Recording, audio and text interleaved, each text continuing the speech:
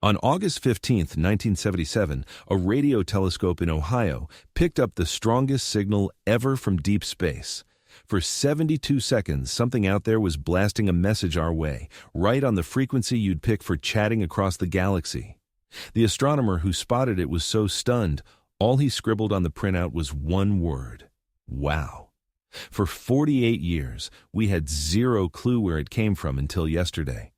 Harvard astrophysicist Avi Loeb just dropped calculations that'll chill you to the bone. On that exact day in August 1977, an object was parked 600 astronomical units out, aimed straight at Earth. That object is now barreling through our solar system at 60 kilometers. We call it 3I Atlas, and it's bigger than Manhattan. The math doesn't lie. The odds this is a fluke? 0.66. That leaves a 99.4 shot that 3I Atlas fired off that signal. But here's where it turns downright scary. This thing isn't acting like any comet we've tracked. It's spewing pure nickel, no iron mixed in. That's something you only see in industrial processes. It has headlights beaming forward, not a tail trailing behind. It's lined up perfect to zip past Mars, Venus, and Jupiter. And in 29 days, on October 29th, it's going to vanish behind the sun, out of our sight for whatever comes next.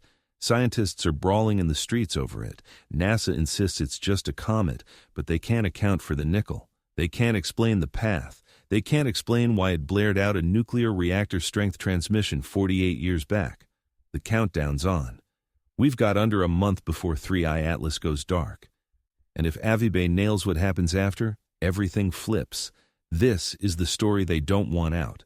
If this hooks you like it did me, smash that like button and subscribe because we're diving deep. Drop in the comments where you're tuning in from, what time it is there, and the freakiest thing that's ever hit you. Chapter 1, The Signal from 3 Atlas Cracking the 48-Year Puzzle. Let me run you through what Avi Loeb uncovered. Because once you crunch the numbers, once you grasp the geometry of what went down in 1977, you'll see we're not facing some random space fluke. We're up against something that shreds every odds model we've got.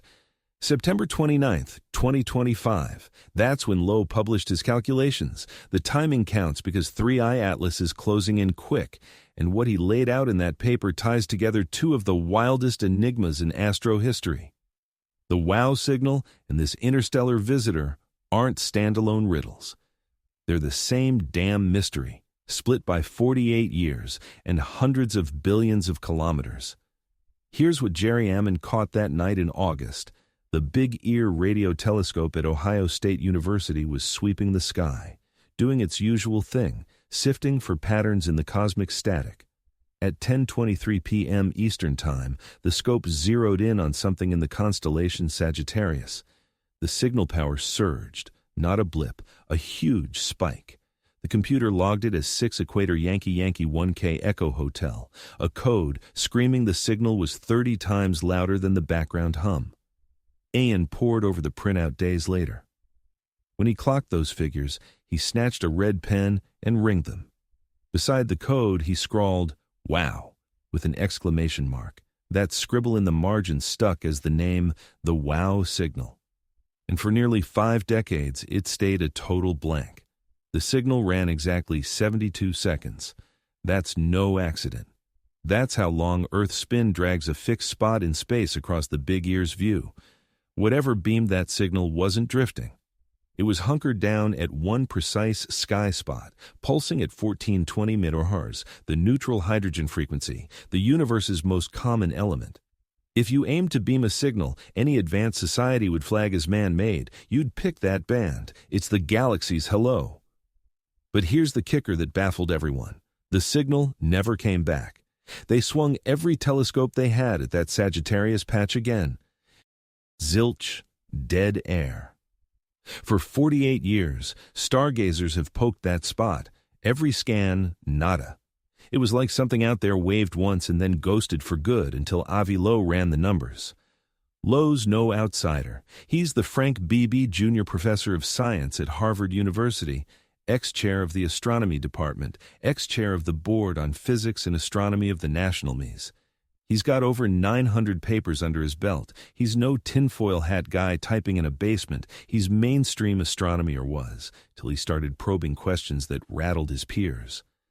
The question he posed about 3 Atlas was basic. Where was this thing in August 1977?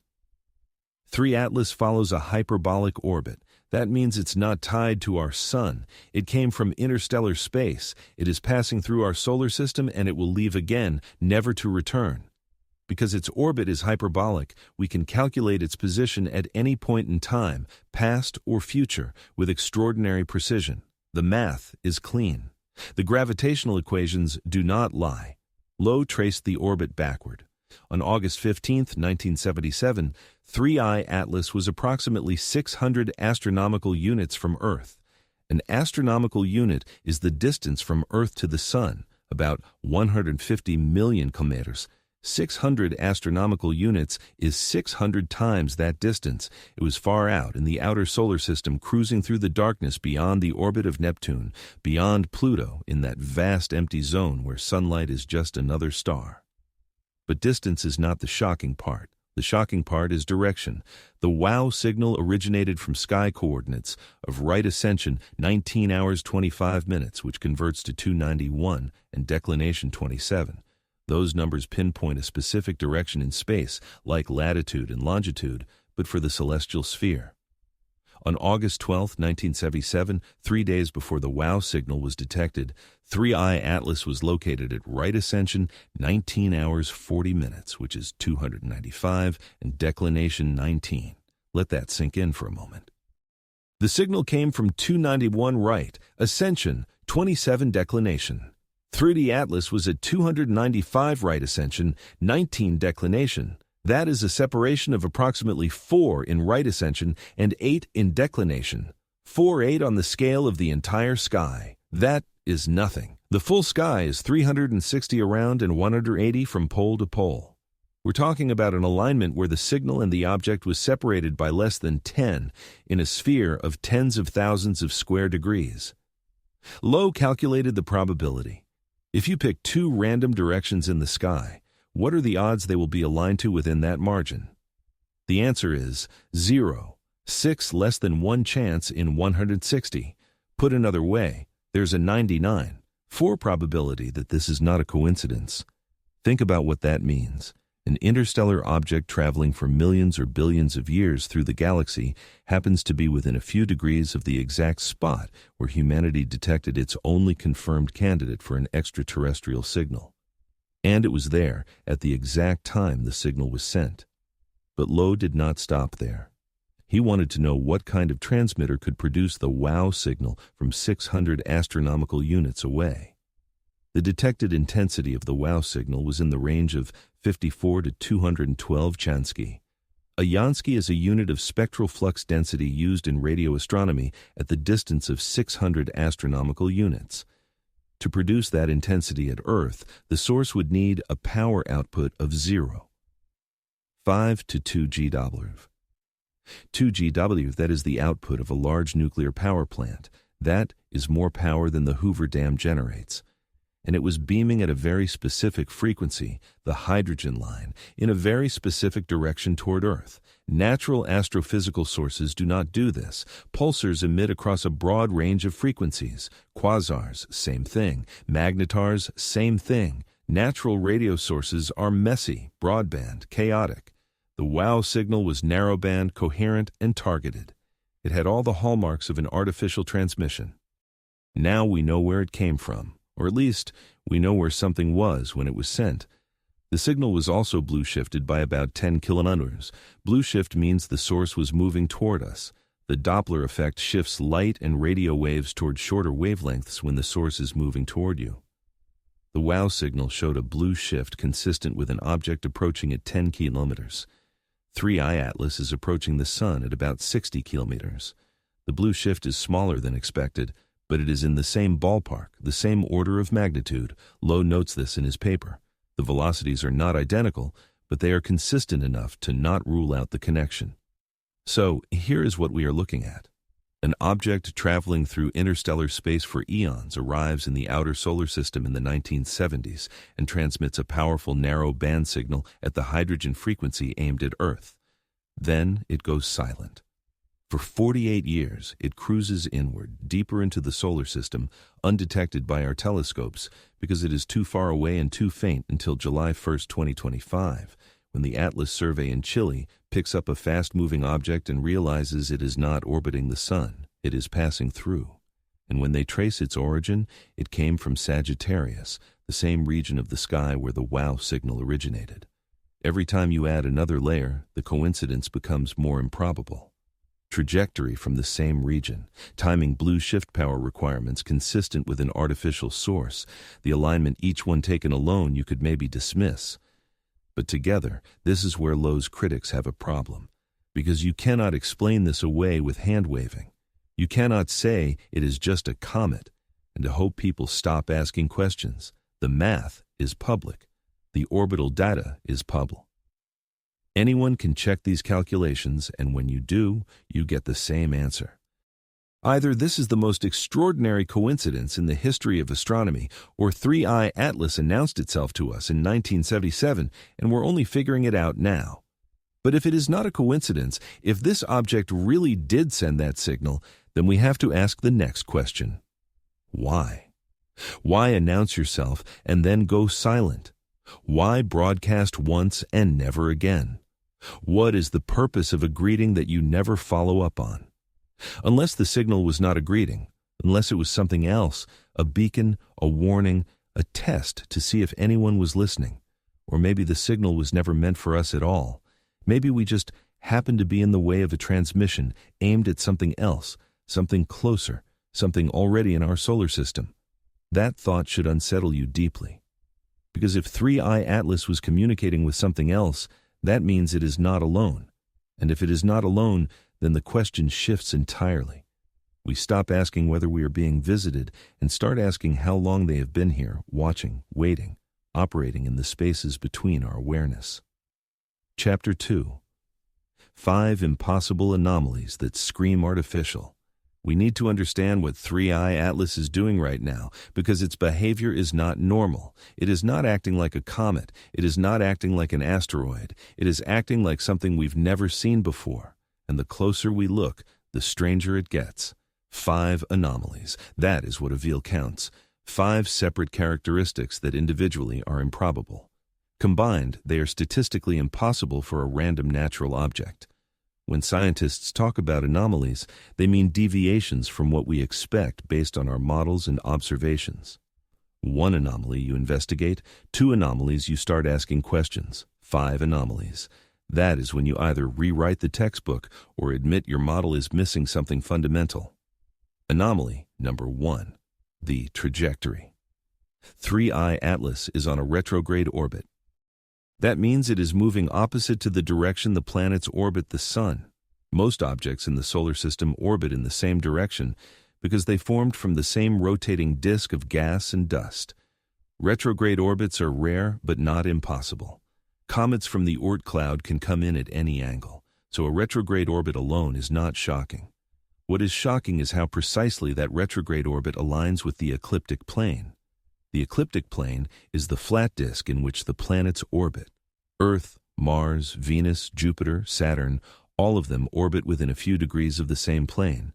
It is like a cosmic racetrack and everything stays in its lane. 3I Atlas is moving retrograde backward along that racetrack, but it is staying in the lane. Its orbital inclination, the angle between its orbit and the ecliptic plane, is only about 5. 5 for an object coming from interstellar space that is absurdly well aligned. If interstellar objects arrive from random directions, you would expect them to come in at any angle. Most of the sky is not aligned with the ecliptic. The probability that a random interstellar trajectory would align with the ecliptic plane within 5 is about 1 in 500. 1 in 500. Already we are in the realm of the improbable. Anomaly number 2, the timing. 3I Atlas is not just aligned with the ecliptic, it is arriving at a time when it will pass close to multiple planets. Close in astronomical terms means within a few tens of millions of kilometers. On October 3rd, 2025, just days from now, 3I Atlas will pass within 29 million kilometers of Mars. That is close. Close enough that cameras on spacecraft orbiting Mars will be able to image it in detail. But Mars is not the only near encounter. The trajectory also brings 3I Atlas close to Venus and Jupiter. Not at the same time because the planets are spread out along their orbits, but the orbit of 3I Atlas is shaped such that it crosses near the orbits of all three planets. If you take the orbital path of 3I Atlas and randomize the time it enters the solar system, keeping the trajectory the same but changing when it arrives, the probability that it would pass as close as it does to Mars, Venus, and Jupiter is about 1 in 20,000. 1 in 20,000. Now we are stacking up probabilities. 1 in 500 for the trajectory alignment, 1 in 20,000 for the timing. Multiply those together and you're approaching 1 in 10 million odds that this is random. But we are not done. Anomaly number 3, the disappearing act. 3I Atlas will reach perihelion, its closest approach to the Sun, on October 29, 2025. Perihelion is normally the most interesting time for a comet because that is when it is most active, heated by the sun, spewing gas and dust, putting on a show. For 3I Atlas, perihelion happens at a distance of about 4 astronomical units just inside the orbit of Mars. That is close enough to get a good look. Except we will not be able to see it because on October 29th, 3rd Atlas will be on the opposite side of the Sun from Earth. The Sun will be directly between us and the object. We will have no line of sight for several weeks around perihelion. 3I Atlas will be hidden from every telescope on Earth and every spacecraft in the inner solar system. This is the perfect time to do something sneaky. If you are an interstellar spacecraft and you wanted to change your trajectory without being observed, perihelion is when you would do it. A burn at perihelion, using the sun's gravity to amplify your thrust in a maneuver called a solar oberth, is the most efficient way to change your velocity. You get more change in speed for the same amount of fuel because you're deep in the sun's gravity well when you fire your engines. If 3 Atlas maneuvers behind the sun, we will not know until it re-emerges in December. And by then, if it has changed course, it could be heading anywhere. That timing feels deliberate. An object traveling for millions of years suddenly times its closest approach to the sun to coincide with the moment it is hidden from Earth. Maybe it is a coincidence, or maybe someone planned it that way. Anomaly number 4, the anti-tail. Comets have tails. Everyone knows this. The tail points away from the sun because the solar wind and radiation pressure push gas and dust outward. The tail always points away from the sun like a windsock in a cosmic breeze. This is basic cometary physics observed for centuries, utterly routine. 3I Atlas does not have a normal tail. It has something else. On July 21, 2025, the Hubble Space Telescope captured an image of 3 Atlas. The image shows a teardrop-shaped cocoon of dust surrounding the nucleus, but the cocoon is not symmetric. There is more material in front of the object facing the sun than behind it. The dust is glowing ahead of the nucleus like headlights. This is backwards. This is wrong. Dust should trail behind. Radiation pressure should push it away from the sun, creating a tail that streams back along the orbit. But instead, there is a glow in front, as if the object is illuminated from within, as if it is emitting something forward. Loeb suggests one explanation. If the nucleus does not spin, if it keeps the same face pointed toward the sun at all times, then the day side would be perpetually hot, and the night side would be perpetually cold. Ice on the day side would sublimate, turning directly from solid to gas, and that gas would carry dust particles with it. If the nucleus is not spinning, that outgassing would happen only on the front side, the side facing the sun, creating a forward glow instead of a trailing tail. But that explanation requires the nucleus to be tidally locked like the moon is tidally locked to Earth, always showing the same face. Tidal locking happens when an object orbits close to a much larger body for a long time. The tidal forces from the larger body slow the smaller object's rotation until it matches its orbital period. But 3 Atlas is not orbiting anything, it is passing through. There has been no time for tidal locking. So why would it have stopped spinning unless it was designed that way? Unless the object is maintaining a fixed orientation deliberately, keeping one side pointed toward the sun because that side has something on it. Solar panels maybe, or sensors, or a transmitter. The glow itself is another puzzle. The Hubble image shows no prominent tail extending backward. For a comet that is already active at more than 4 astronomical units from the sun, you would expect a significant dust trail by now. But it is not there, or at least it is much fainter than expected. The glow is concentrated around and in front of the nucleus, not streaming behind it. This does not fit the comet model. It fits something else. Anomaly number 5, the mass problem. On September 25, 2025, Loeb published another paper with Richard Clue and Peter Vey. This one analyzed the trajectory of 3 Atlas in excruciating detail using data from 227 observatories worldwide. Over 4,000 observations collected between May 15th and September 23rd.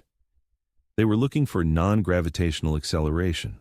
Non-gravitational acceleration is what happens when a comet jets gas. The gas escapes from the nucleus, and like a tiny rocket, it pushes the comet slightly off the path it would follow under gravity alone. This is routine for comets. You measure the position over time, compare it to the predicted gravitational orbit, and the deviation tells you how much thrust the outgassing is producing. 3 Atlas is losing mass. The James Webb Space Telescope measured it about 150 kilos of the gas venting into space. That is a fire hose of material pouring off the surface. With that much mass loss, you expect measurable non-gravitational acceleration. The jets should be pushing the nucleus around, causing small deviations in its orbit. Loeb and his colleagues found no deviation. 0. The orbit of 3 Atlas. It follows pure Newtonian gravity to within the measurement precision. Despite losing 150 kilograms, the object is not accelerating. That means one thing. It is too massive for the jets to move it. The thrust from the outgassing is negligible compared to the inertia of the nucleus.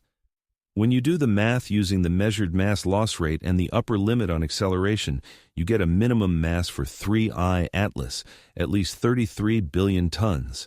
33 billion tons. That is the mass of a mountain. For solid density rock or ice, that implies a diameter of at least 5 kilon, 5,000 mil. If 3I Atlas is a solid object 5 kilometers across, it is enormous, much bigger than the previous interstellar visitors. 1 Oumuamua, the first interstellar object discovered in 2017, was estimated to be a few hundred meters long. 2. Iboris, the interstellar comet discovered in 2019, had a nucleus maybe half a kilometer across. 3I Atlas is an order of magnitude larger, 10 times the diameter, 1,000 times the volume, 1,000 times the mass. But here is the statistical problem. Small objects are much more common than large objects. In the asteroid belt, in the Kuiper belt, in interstellar space, the size distribution follows a power law. For every big rock, there are thousands of smaller rocks. We have detected 3 interstellar objects. 2 were small. Now, suddenly the third one is 5 kilometers or more. That is backwards. We should have found hundreds or thousands of smaller interstellar objects before we found one this big.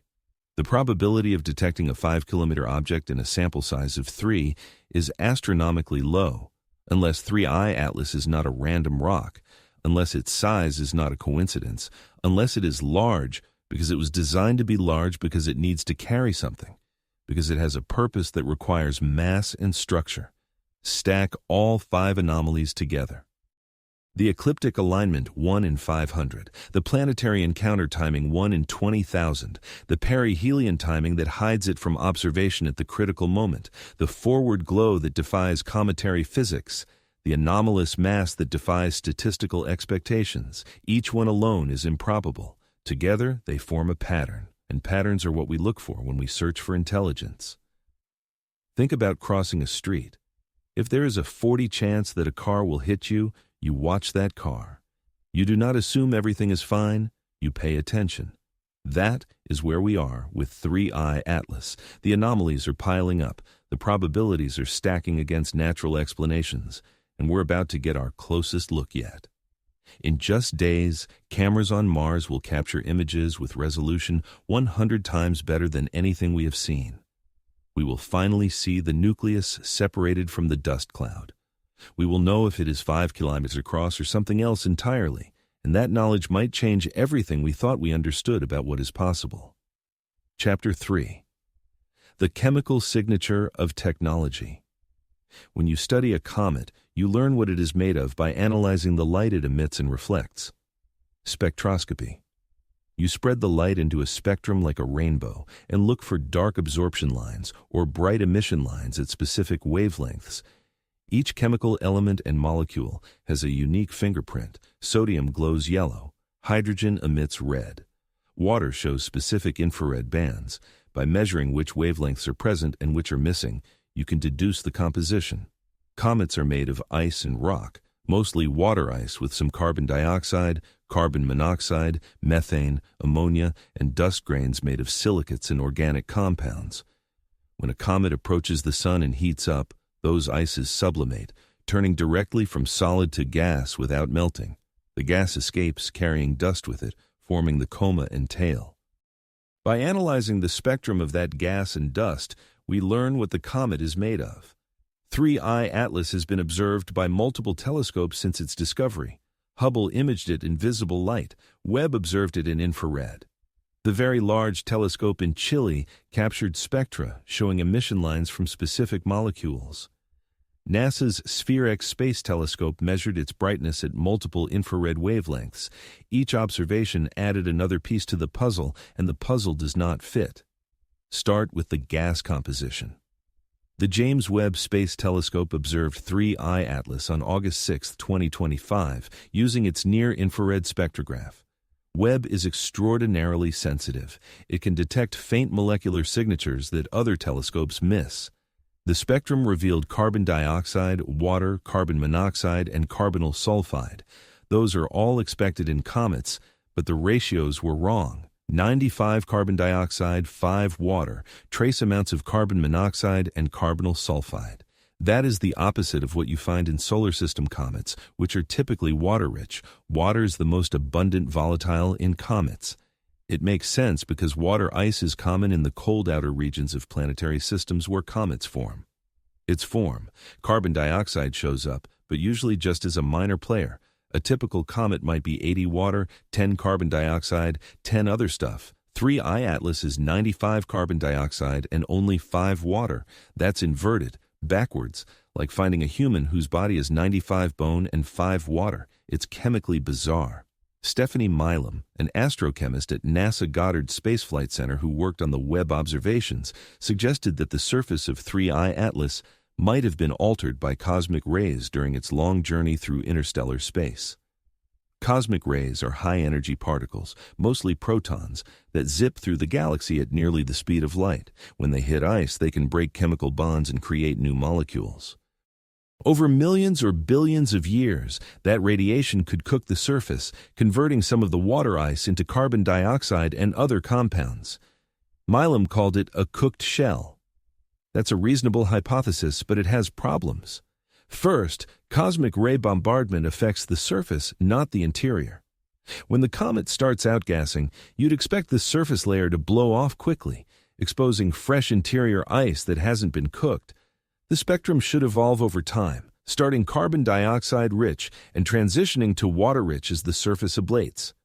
But 3I Atlas has been active for months, and the spectrum is still carbon dioxide dominated. If anything, the carbon dioxide production is increasing as it gets closer to the sun.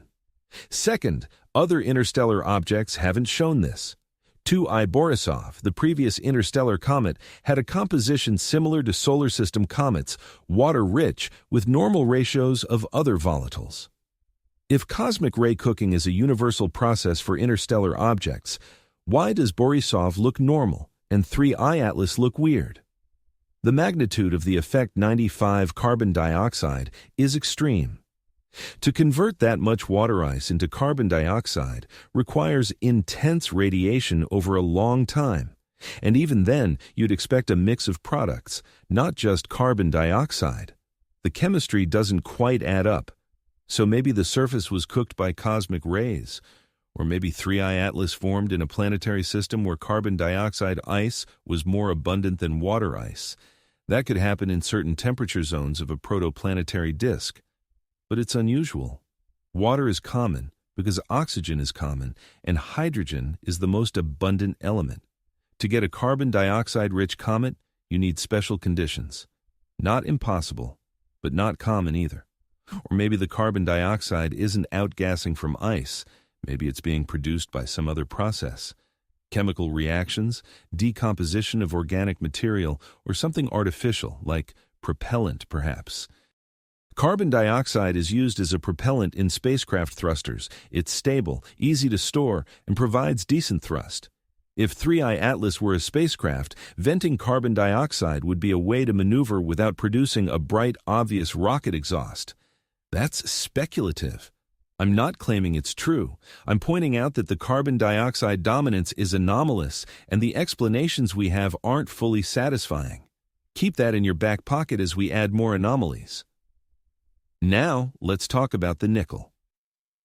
On August 25, 2025, the Very Large Telescope in Chile observed 3I Atlas using its UVES spectrograph. UVES stands for Ultraviolet and Visual Echelle Spectrograph, a high-resolution instrument that can resolve fine details in the spectrum. The team led by Rohan Rahat Gamar and Thomas Pouzier detected emission lines from nickel atoms in the coma. 22 distinct spectral lines, all consistent with neutral nickel fluorescing under solar ultraviolet light. The nickel was definitely there. Nickel in comets isn't shocking. Comets contain dust grains made of rocky and metallic material. When those grains are heated, either by sunlight or by collisions in the coma, they can release atoms of various elements. Nickel is one of them. It has been detected in other comets. Sodium, iron, magnesium, calcium, nickel all show up in cometary spectra when you look carefully. What's shocking is that the Very Large Telescope detected nickel, but no iron. Iron is usually detected alongside nickel because they're chemically similar, and they form together in stellar nucleosynthesis. When a massive star explodes in a supernova, the explosion creates both nickel and iron in roughly similar amounts. The solar system and presumably other planetary systems inherits that ratio. Rocky material, whether in planets, asteroids, or comets, contains both nickel and iron. Every comet ever studied in detail shows iron and nickel together. Sometimes iron is more prominent, sometimes nickel, but both are present. The ratio varies, but the pairing is universal. Nickel without iron is unheard of in natural space objects. Except in 3I Atlas, the VLT spectrum shows strong nickel emission and no detectable iron emission. The iron lines that should be there are absent. The team checked carefully. They looked for iron lines at multiple wavelengths. Nothing. The upper limits are tight enough that if iron were present at the same abundance as nickel, it would have been detected. It is not there. Thomas Pouzier, one of the lead astronomers, said this opens a door to a whole new world of chemistry that we never had access to before. He's right. But the question is whether that new chemistry is natural or artificial on Earth. Nickel without iron is produced industrially. Nickel refining separates nickel from iron ore using chemical processes. The Mond process, for example, uses nickel carbonyl, a gaseous compound, to extract pure nickel. Nickel carbonyl forms when carbon monoxide reacts with nickel at moderate temperatures. The gas is then decomposed at higher temperatures, depositing pure nickel metal. It is a standard industrial technique. Nickel alloys used in aerospace and engineering are often high-purity nickel with minimal iron. Stainless steel jet engine components, spacecraft structural materials, all use refined nickel. When you see nickel without iron, the first thought is industrial processing. Avibe made this point explicitly. Nickel without iron is a signature of industrial production of nickel alloys. It is what you would expect from technology, not from a natural rock. And 3I Atlas is shedding this stuff at an increasing rate, when first detected in July at about 3.9 astronomical units from the Sun, the nickel emission was faint. By late August at about 2.8 astronomical units, the production rate had increased 25-fold, 25 times more nickel in just 1 month. The closer it gets to the sun, the more nickel it produces. The rate of increase is also anomalous. The VLT team fit the data to a power law. The nickel production rate goes as the inverse heliocentric distance raised to the power of about 9. Distance to the power of 9. That is an extremely steep dependence. For comparison, typical cometary activity scales as distance to the power of 2 or 3. An exponent of 9 means the activity is ramping up much faster than normal as 3I Atlas approaches the sun. Why would nickel production increase so dramatically? One possibility is that the surface is layered. Maybe the outer layer is nickel-rich and iron-poor, and as that layer sublimates, it exposes more of the same material underneath, causing the emission to grow. But that requires explaining why the surface is nickel-rich in the first place, and it does not explain the lack of iron. Another possibility, suggested by the VLT team, is nickel carbonyl. If the surface contains nickel carbonyl molecules, those molecules are extremely volatile. They sublimate at very low temperatures, much lower than water ice. Nickel carbonyl could be outgassing even when the comet is far from the sun. And as the temperature rises, the production rate increases rapidly. When nickel carbonyl breaks apart, it releases nickel atoms which fluoresce in sunlight, producing the observed emission lines. Nickel carbonyl is a real molecule. It exists. It is used in industrial nickel refining. The question is whether it exists naturally in comets. We have never detected it before, not in solar system comets, not in interstellar space. It is chemically plausible, but observationally unprecedented. And here's the thing. If nickel carbonyl is present in 3I Atlas, where did it come from? Carbonyl compounds form when carbon monoxide reacts with metals.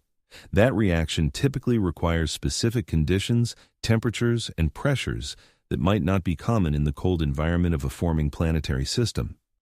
Or maybe they're common and we just have not looked carefully enough. Then there's the color change. In early September, astronomers Michael Jerger and Gerald Roman captured images showing 3I Atlas had shifted from a reddish hue to a vivid green glow.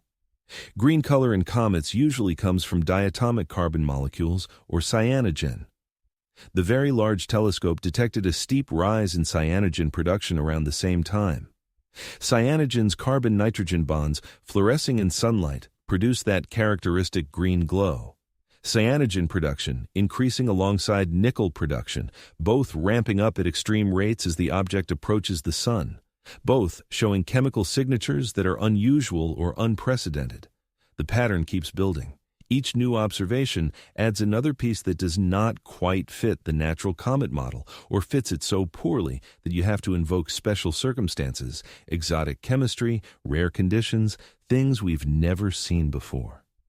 At some point, you have to ask whether we are stacking too many special cases. Whether the simplest explanation is not that this is an extremely weird comet with extremely unusual chemistry formed under extremely rare conditions, but rather that it is something else entirely, something that was never a comet to begin with. Chapter 4. The Loeb Scale. How dangerous is it? When Avi Loeb started talking about 3I Atlas as potentially technological, he knew he needed a framework. A way to communicate the level of concern without either crying wolf or ignoring a genuine threat.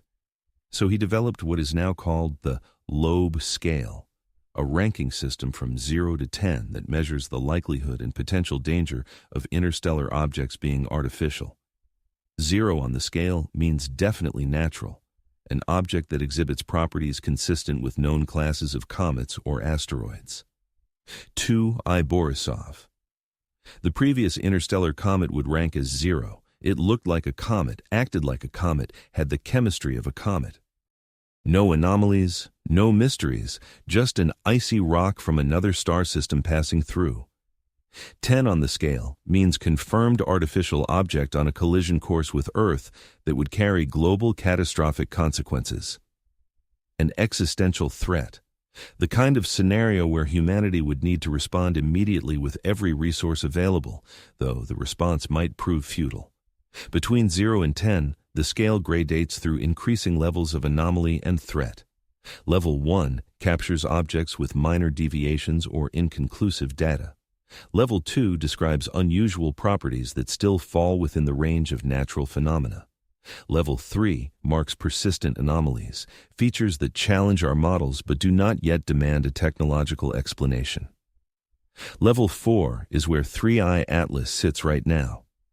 According to Loeb, Level 4 means multiple anomalies that are difficult to explain naturally. A pattern emerging that suggests possible artificial origin but not yet confirmed. 40 probability that this is technology. 60 probability that it is natural but extremely unusual. Think about that for a moment. 40.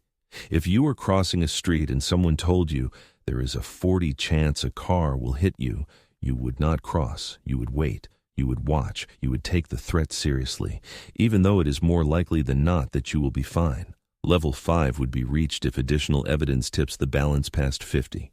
More anomalies, stronger signatures, behaviors that cannot be explained by any known natural process.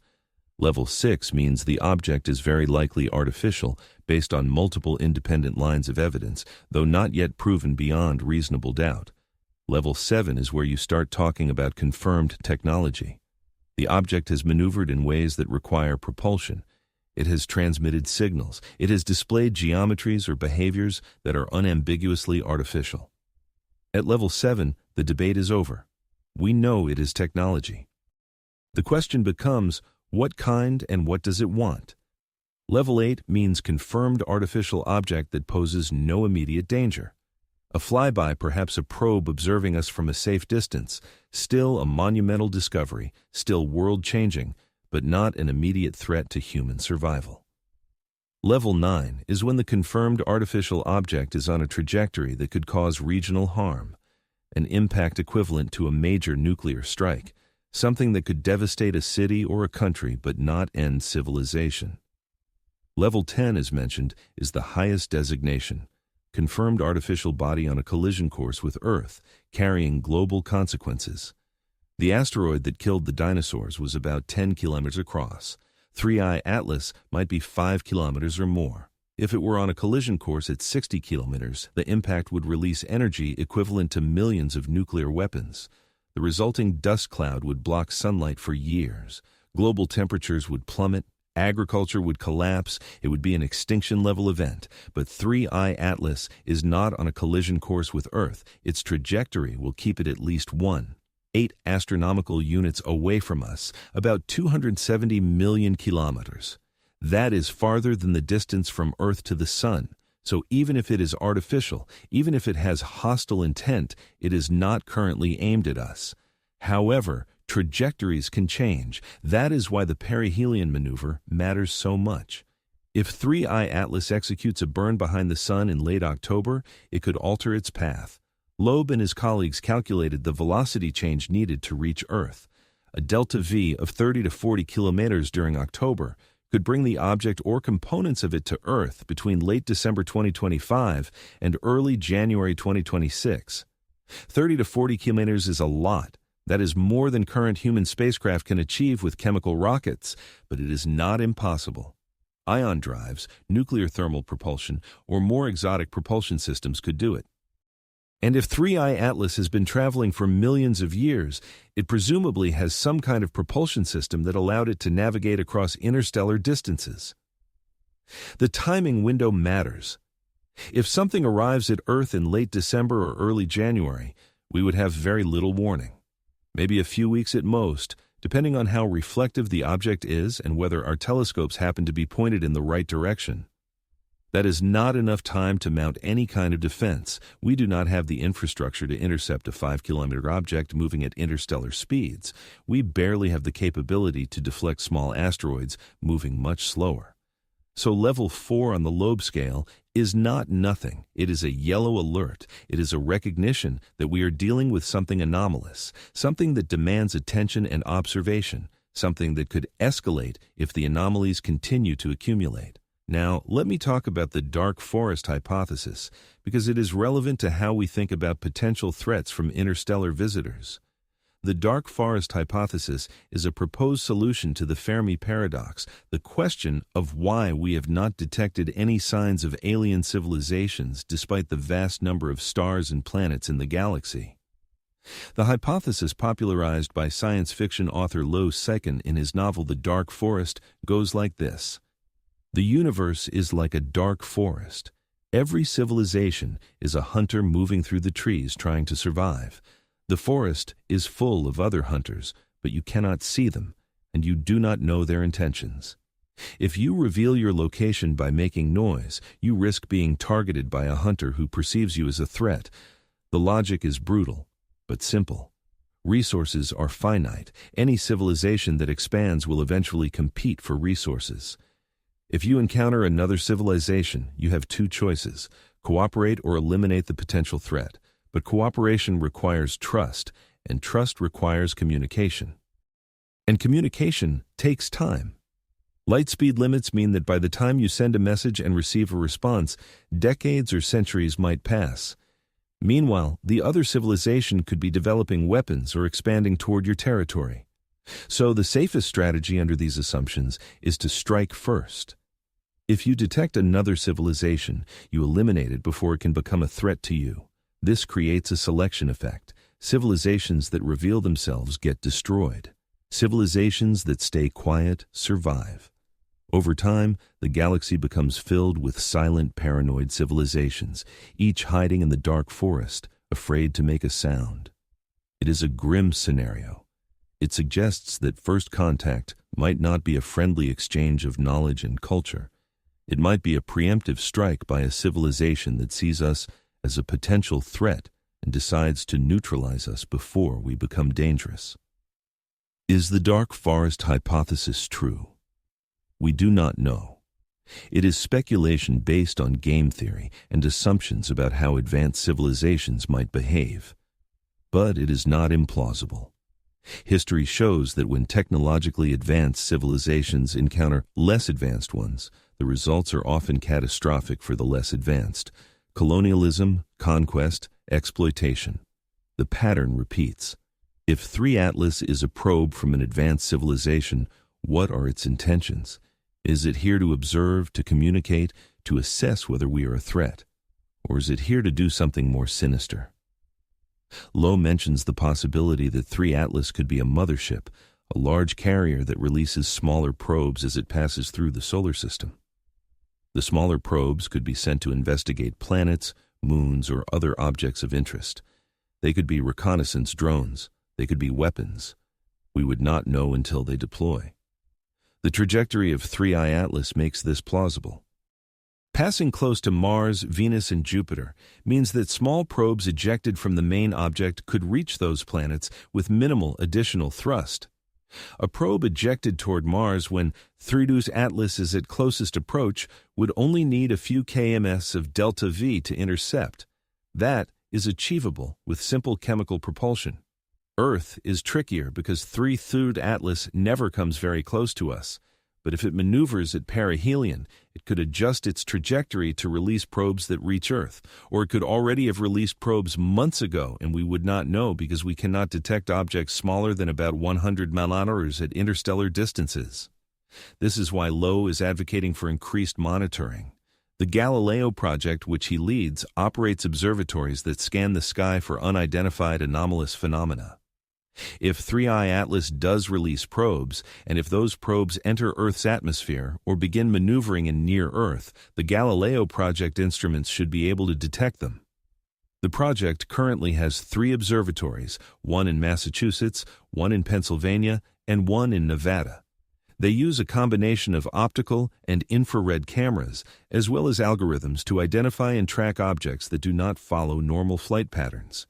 Aircraft, satellites, meteors, all have predictable trajectories and characteristics. An alien probe would stand out. It would maneuver in ways that defy aerodynamics. It would emit or reflect light in unusual ways. It would be detectable, assuming we are looking. But detection is only the first step. If we detect alien probes, then what? Do we attempt communication? Do we try to capture one? Do we treat it as a threat and attempt to destroy it? These are questions that governments and militaries should be thinking about. But as far as anyone can tell, there are no established protocols for dealing with alien technology in near-Earth space. The October 29th perihelion passage is the critical moment. That is when 3i Atlas will be most active, heated by the sun and hidden from view behind the solar disk. If it is going to do something, that is when it will do it, and we will not know until it reemerges in December. By then, if probes have been deployed, they could already be on their way to Earth or other targets. The time to prepare is now, not after the fact. Chapter 5, October 3rd, The Mars Encounter. This week right now, as you listen to this, 3i Atlas is approaching Mars. Within days, possibly within hours, depending on when you're hearing this, the object will pass within 29 million km of the red planet. That might sound far, but in astronomical terms, it is incredibly close. Close enough that spacecraft orbiting Mars will be able to capture images with unprecedented detail. The HiRISE camera aboard NASA's Mars Reconnaissance Orbiter is the key instrument. HiRISE stands for High Resolution Imaging Science Experiment. It is one of the most powerful cameras ever sent to another planet. Designed to scout landing sites for Mars rovers, it can resolve features as small as 1 meter across on the Martian surface from orbit. But on October 3rd, HiRISE will not be pointed at Mars. It will be pointed at 3i Atlas, and from a distance of 29 million kilometers, it will achieve a pixel resolution of about 30 kilometers. That means each pixel in the image will represent roughly 30 kilometers of the object's surface. 30 kilometers per pixel does not sound impressive compared to the close-up images we get of Mars where individual boulders are visible. But for an interstellar object moving at 60 kilometers, this is revolutionary. No spacecraft has ever gotten this close to an interstellar visitor. When Oumuamua passed through in 2017, we only detected it after it had already made its closest approach to the Sun and was on its way out. We got blurry images from ground-based telescopes, not enough to resolve any surface features. 2i Borisov was observed in more detail, but again only from Earth-based telescopes. The resolution was limited. 3i Atlas is different. We have spacecraft positioned near Mars, and 3i Atlas is passing right by them. For the first time, we will get a resolved image of an interstellar object. We will be able to separate the nucleus from the surrounding dust cloud. We will see the shape, the surface features, the brightness distribution. If there are large-scale structures on the surface, if the object is not a simple irregular lump of rock and ice, HiRISE should be able to detect it. What are we looking for? Several things. First, the size. The current estimates for the nucleus of 3i Atlas range from about 0.5 kilometers to 12 kilometers in diameter. That is a huge uncertainty. HiRISE will narrow that down by measuring how much sunlight the brightest pixels reflect and by assuming a reasonable value for the surface reflectivity called albedo. Astronomers can calculate the surface area of the nucleus. From the surface area and an assumed shape, they can estimate the diameter. If the nucleus turns out to be at the larger end of that range, 5 kilometers or more, then the mass problem becomes acute. As mentioned earlier, finding such a large interstellar object so early in our search is statistically implausible. It would strengthen the argument that 3i Atlas is not a random rock, but something deliberately constructed. Second, the shape. Natural comets and asteroids tend to be irregular potato-shaped with cratered surfaces in rough terrain. They are rubble piles, collections of smaller fragments held together by gravity, or monolithic chunks of rock and ice that have been battered by impacts over billions of years. If 3i Atlas has a highly regular shape, if it is spherical or cylindrical or has flat surfaces and sharp edges, that would be a red flag. Artificial objects have geometries that natural objects do not. Think about Oumuamua. It was described as elongated, with a length-to-width ratio of about 10.1, like a cigar or a pancake, depending on which interpretation you believed. Some researchers suggested it could be a fragment of a planet torn apart by tidal forces. Others suggested it could be a light sail, a thin reflective sheet used for propulsion by reflecting sunlight. The debate was never resolved because the images were too blurry. We could not see enough detail to distinguish between the possibilities. With 3i Atlas, we might finally get that detail. If HiRISE images show a regular geometry, if the object has symmetry that natural processes do not produce, it will be impossible to ignore. Third, the dust cloud. HiRISE should be able to see how the dust is distributed around the nucleus. Is it symmetric? Is it concentrated in certain directions? Does it show jets or plumes emanating from specific locations on the surface? Comets often have active regions, spots where subsurface ice is exposed and outgassing occurs. Those jets can be highly directional, producing plumes that look like geysers. If the dust cloud around 3I shows unusual structure, if there are plumes pointing in directions that do not make sense for natural outgassing, that would be another anomaly to add to the list. For example, if there are jets pointing sideways or backwards relative to the sun, that would suggest active maneuvering rather than passive sublimation. Fourth, precursor objects. This is speculative but important. If 3I Atlas has released smaller probes, and if those probes are ahead of the main object on trajectories toward Mars, HiRISE might be able to detect them. Ground-based telescopes cannot resolve objects smaller than about 100 megahertz at the distance of Mars. But HiRISE, from its vantage point in Mars orbit, can detect much smaller objects if they're close enough and reflective enough. I've calculated that if 3I Atlas released a probe that traveled about 30 million kilometers ahead and sideways toward Mars, that probe could intercept Mars around the same time as the main object's closest approach. A probe moving at just a few kilometers relative to 3I Atlas could cover that distance in the weeks or months since the object became active. Would HiRISE see such a probe? Maybe. It depends on the size and reflectivity of the probe and whether it happens to be in its field of view at the right time. But if there is a probe and if we detect it, that changes everything. That confirms technology. That moves 3I Atlas immediately to a much higher ranking on the Loeb scale. ESA's Mars Express and ExoMars Trace Gas Orbiter are also observing 3I Atlas during the encounter. Mars Express carries the high-resolution stereo camera and several spectrometers. ExoMars has the color and stereo surface imaging system and the Nomad spectrometer. These instruments will attempt to measure the spectrum of light from 3I Atlas, looking for specific molecular signatures in the coma. The spectrometers can detect molecules like water, carbon dioxide, carbon monoxide, methane, ammonia, and various organic compounds. By comparing the spectrum observed from Mars orbit with the spectra observed from Earth-based telescopes and from Webb, astronomers can build a more complete picture of the chemical composition. If there are molecules present that were not detected before, or if the ratios of molecules change as the object gets closer to the Sun, that information is valuable. He cautioned that 3I Atlas will be relatively faint and far away, so the images from Mars Express and ExoMars might not be spectacular. The object will cover less than a pixel in their cameras, so we should not expect detailed surface images, but the spectrometers might still pick up useful data, especially if the coma is bright enough. The observations are scheduled for October 1st through October 7th, with the closest approach on October 3rd. By the time you hear this, the observations may have already happened. The data will be downlinked from the spacecraft to Earth, processed and analyzed. It will take days or weeks for the results to be published. But when they are, we will know more about 3I Atlas than we do now. We will have hard data to either support or refute the anomalies. If the HiRISE image shows a 5-kilometer nucleus with irregular shape and normal dust distribution, and if the spectra show typical cometary composition, then the technological hypothesis takes a hit.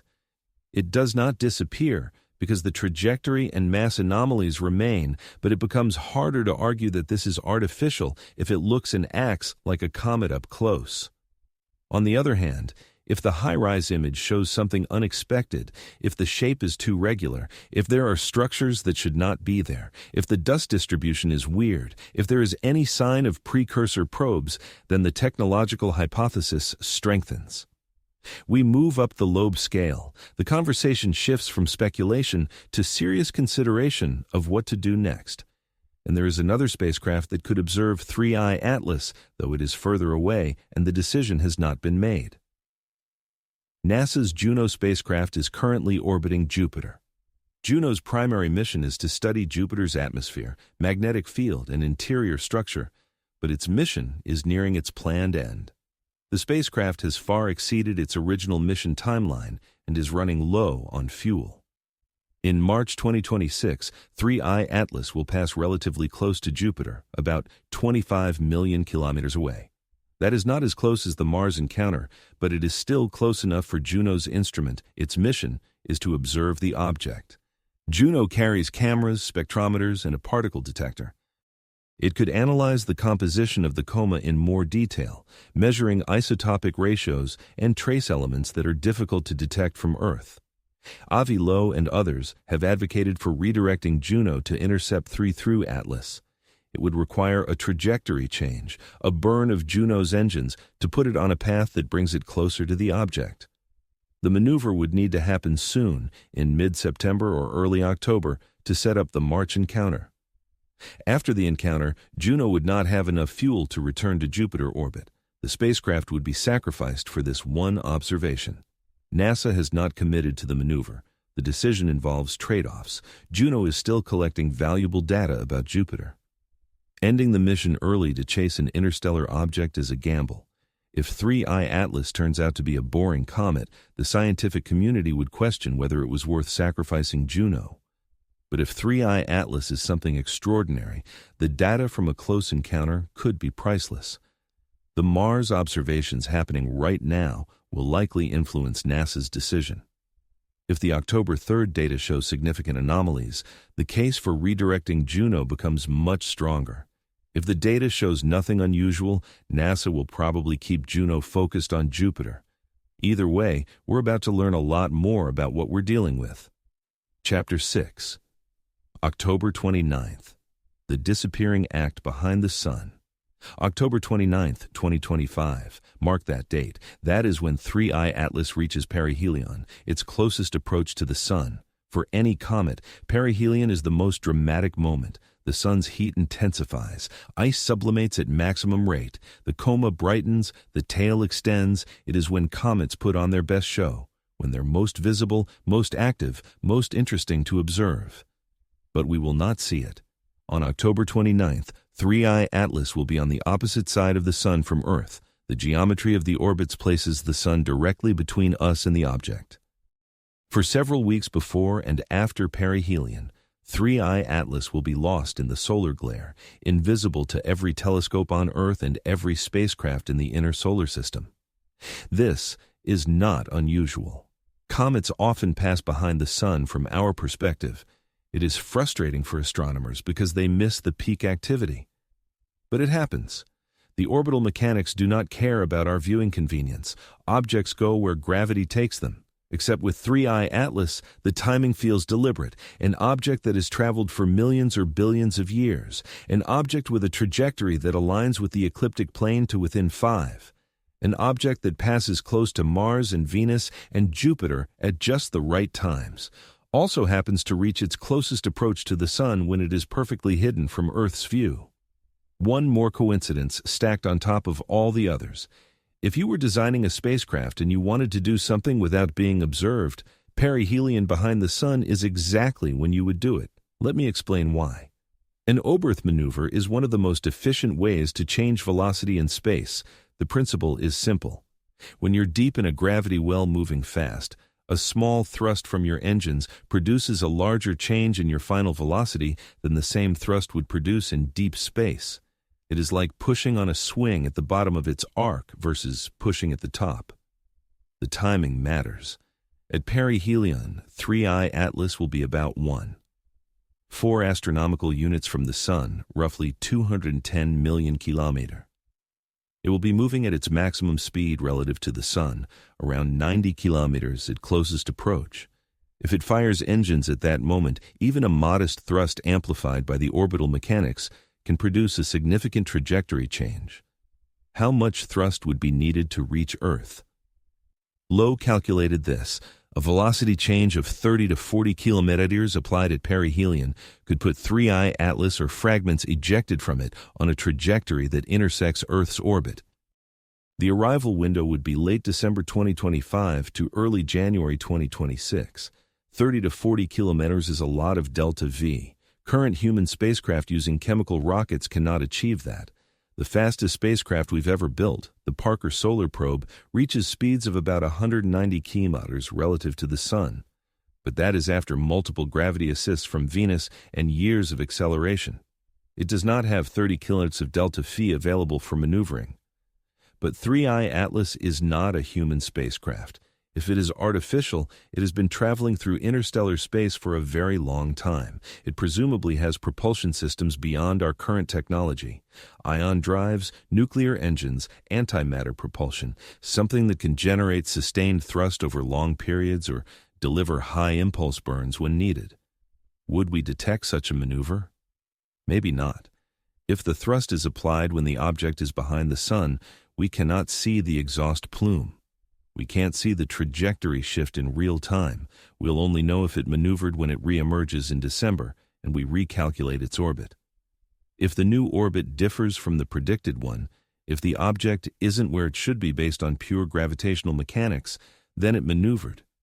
The problem is that by the time we detect a maneuver, it'll be too late to respond. If 3 Atlas or something it releases is heading toward Earth and we only find out in December, we have weeks at most to prepare. There's no planetary defense system capable of intercepting a 5-kilometer object moving at interstellar speeds with only a few weeks of warning. Even detecting it would be challenging. 3 Atlas is faint. It only became visible to our telescopes once it got close enough and active enough to reflect significant sunlight. If it releases smaller probes, objects tens or hundreds of meters across, they would be much harder to detect. We might not see them until they're very close, possibly not until they enter the inner solar system or even Earth's atmosphere. This is why LOE emphasizes the need for monitoring. The Galileo Project observatories should be watching the sky in late December and early January looking for anomalous objects. If something arrives, if there are probes or fragments on approach, detection is the first step toward any kind of response. But what would the response be? That is the uncomfortable question nobody wants to answer. There are no established protocols for dealing with potentially hostile alien technology approaching Earth. We have protocols for asteroid impacts. We have early warning systems, impact prediction models, and theoretical deflection strategies. But those are for natural objects following predictable orbits. Objects we can track for years before they pose a threat. An alien spacecraft or probes released from one would not follow those rules. They could maneuver unpredictably. They could accelerate or decelerate. They could change course mid-flight. All of our asteroid deflection strategies assume the target is passive, that it will not fight back or evade. An intelligent adversary changes everything, and there is another scenario to consider. What if 3 Atlas does not maneuver toward Earth? What if it maneuvers toward Jupiter instead? The trajectory of 3 Atlas takes it relatively close to Jupiter after perihelion. A smaller velocity change, 10 to 15 kilometers, could put it on a course that brings it much closer to Jupiter than currently predicted. Close enough for detailed observation of the gas giant and its moons, close enough to deploy probes into Jupiter's atmosphere or onto the surfaces of Europa, Ganymede, or Callisto. Jupiter's moons are of intense interest to astrobiologists. Europa, in particular, with its subsurface ocean beneath an icy crust, is considered one of the most likely places in the solar system to harbor life. If an alien civilization wanted to investigate the potential for life in our solar system, Europa would be high on the list. A probe sent to Europa could be looking for the same thing we are: evidence of biology, microbes in the ocean, chemical signatures of metabolism. If such life exists, if 3I Atlas detects it, what happens next? Does it report back to whoever sent it? Does it collect samples? Does it interfere with the ecosystem, introducing contamination or altering the environment? We do not know the intentions. That is the central problem. An advanced civilization capable of sending probes across interstellar distances has goals we can barely imagine. They might be scientists, explorers, seeking knowledge for its own sake. They might be resource gatherers, cataloging planets and moons for future exploitation. They might be exterminators, eliminating potential competitors before they become a threat. The dark forest hypothesis suggests the latter. In a universe where civilizations compete for survival, revealing your location or capabilities is dangerous. If 3I Atlas is a probe from such a civilization, its mission might be reconnaissance followed by neutralization. Observe, assess, and if necessary, eliminate. That sounds like science fiction. It sounds paranoid. But history shows that when technologically superior civilizations encounter less advanced ones, the outcomes are often tragic for the less advanced. We have no reason to assume that pattern will not hold at the interstellar scale. Loeb does not claim to know what 3 Atlas is or what its purpose might be. He simply argues that we should not dismiss the possibility of technology without thoroughly investigating. And the October 29th perihelion passage is the key moment. If the object is going to reveal its nature, if it is going to do something that cannot be explained as natural comet behavior, that is when it will happen. The challenge is that we will not see it happen. We will be blind during the critical period. All we can do is wait for it to reemerge in late November and early December, recalculate its trajectory, and look for deviations. If it follows the predicted path, if it shows no signs of maneuvering, then maybe the technological hypothesis weakens. But if it is not where it should be, if the orbit has changed in ways that require thrust, then we have our answer. And then the real questions begin. Questions about what we do. Questions about whether we try to communicate or prepare for defense. Questions about whether humanity can unite in the face of an external threat, or whether we fragment into competing factions arguing about how to respond. Questions we've never had to seriously confront because until now, the possibility of alien visitors was theoretical. 3I Atlas makes it real. In less than a month, we will know more. We will have data from the Mars flyby. We will see how the object behaves as it approaches the sun. And then after it disappears behind the solar disk, we wait. We watch. We hope that when it reemerges, it is still just a comet, but we prepare for the possibility that it is not. Chapter 7. The conspiracy theories exploding right now. When something mysterious happens, when official explanations feel incomplete, the internet fills the vacuum with speculation. 3I Atlas has become a lightning rod for conspiracy theories. And in the past 48 hours, the chatter has intensified. Forums, social media, YouTube channels, everyone has a theory about what is really going on. Some of these theories are harmless speculation, people wondering, asking questions, connecting dots that might not actually connect. But some theories have gained traction, spreading through communities that already distrust official narratives. And a few of those theories touch on something uncomfortable. The possibility that information is being withheld, that we are not being told the full story, that there are things happening behind closed doors that the public does not know about. Let me walk through what people are saying, not because I endorse these theories, but because they reveal something about how we process uncertainty and threat. The slowing down theory. In the last 72 hours, claims have appeared on Reddit and other platforms suggesting that 3I Atlas is decelerating, that its velocity relative to the sun is decreasing in ways that cannot be explained by gravity alone. If true, this would be huge. Natural objects do not slow down unless they are thrusting against their direction of travel. A comet can speed up slightly due to outgassing jets, but slowing down requires firing engines backward, which comets do not do. The problem is that the claims are not well sourced. People cite vague references to observations or leaked data without providing specifics. When you try to track down the original source, it evaporates. That does not mean the claims are false, but it does mean they're unverified. And unverified claims in a high-stakes situation are dangerous because they can cause panic or misdirect attention. What we do know is that Loeb's paper analyzed the trajectory through September 23rd and found no measurable non-gravitational acceleration. If 3I Atlas was slowing down, it would show up in the orbital data as a deviation from the predicted path. As of late September, no such deviation was detected.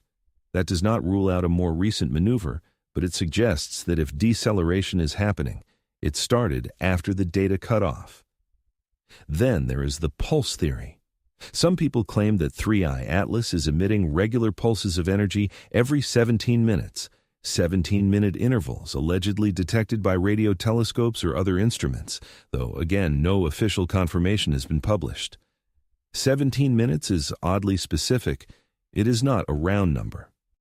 It does not correspond to any obvious natural period like a rotation rate or orbital resonance.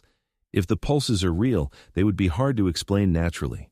Pulsars emit regular pulses, but pulsars are neutron stars, and their periods are measured in milliseconds to seconds, not minutes. 17-minute pulses from a small object would require some kind of active process, a mechanism that turns on and off with precise regularity. That could be artificial. A beacon, perhaps, a signal indicating the object's positional status. Or it could be a data transmission, packets of information being sent at regular intervals. But we have to be careful. Radio astronomy is hard. Interference from human sources, satellites, ground-based transmitters can create false signals that look like they're coming from space. Distinguishing real extraterrestrial signals from terrestrial noise requires rigorous analysis. The WOW signal was remarkable because it passed all the tests. It had the right characteristics, the right duration, the right frequency. The 17-minute pulses, if they exist, need to be verified by multiple independent observatories before we take them seriously. Another theory circulates. Waiting is about transparency. Why is there so little information being released about 3I Atlas? NASA and other space agencies have been relatively quiet. There are official statements, basic facts about the orbit and composition, but not much detail. Some people interpret this silence as suspicious, as if information is being deliberately withheld to prevent panic. The counter-argument is straightforward. Scientists are cautious. They do not rush to publish results before the data is thoroughly analyzed.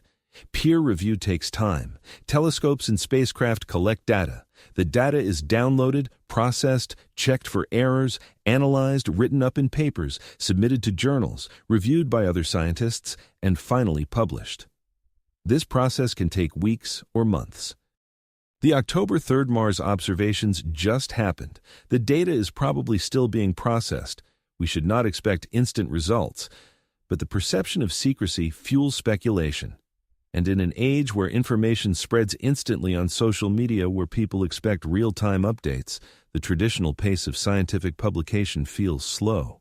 It feels like hiding. Then there is the NASA Juno question. Why has NASA not committed to redirecting Juno to intercept 3I Atlas in March? The maneuver is feasible. Juno is near the end of its mission anyway. The scientific payoff of a close encounter with an interstellar object could be enormous. So why the hesitation? Some suggest bureaucracy. NASA is a large organization with committees and approval processes. Changing a mission plan, even for a spacecraft nearing end of life, requires sign-offs from multiple levels. It takes time. Others suggest budget concerns. Redirecting Juno costs money, and if the encounter produces nothing interesting, someone will have to justify the expense. But a darker interpretation popular in conspiracy circles is that NASA does not want Juno to get close, that they know something about 3I Atlas that makes a close encounter risky or undesirable. Maybe they fear contamination, the probe being exposed to unknown biological or chemical hazards. Maybe they fear the probe being damaged or destroyed by the object if it is hostile. Or maybe they fear what Juno might discover. Information that would be difficult to keep quiet. I want to be clear. There is no evidence that NASA is hiding anything. The simpler explanation that they are being cautious and following standard procedures is far more likely. But the perception matters. When people feel they're not being told the truth, they fill in the gaps with their own narratives. And some of those narratives are unnerving. There is also chatter about the Epstein files distraction theory. Some people believe the announcement of 3I Atlas and the media attention around it was deliberately timed to distract from other news, political scandals, economic troubles, whatever people are worried about. They suspect that a convenient alien scare is being used to manipulate public attention. Loeb addressed this directly in one of his blog posts.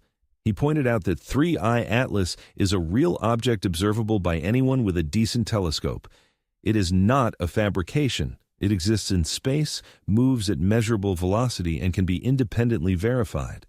It is not something he or anyone else can fake with a Jewish space laser or any other nonsense. The object is real. The trajectory is real. The anomalies are real.